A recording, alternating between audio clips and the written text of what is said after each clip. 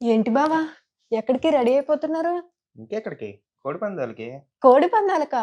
అవును. అవును బావా. అసలు ఈ కోడి పందాలు ఎలా స్టార్ట్ అయ్యాయంటారు? ఇది నేను చెప్పడం కన్నా పెద్దాయన మాటల్లోనే వింది గాని. అవునా?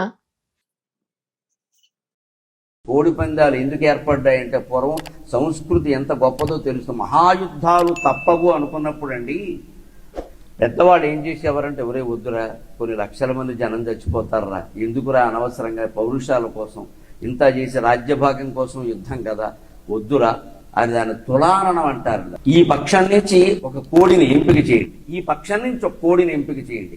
ఆ రెండు కోళ్ళకి హాయిగా ఒక మంచి స్థలం చూసి ఒక పందెం పెట్టేద్దాం.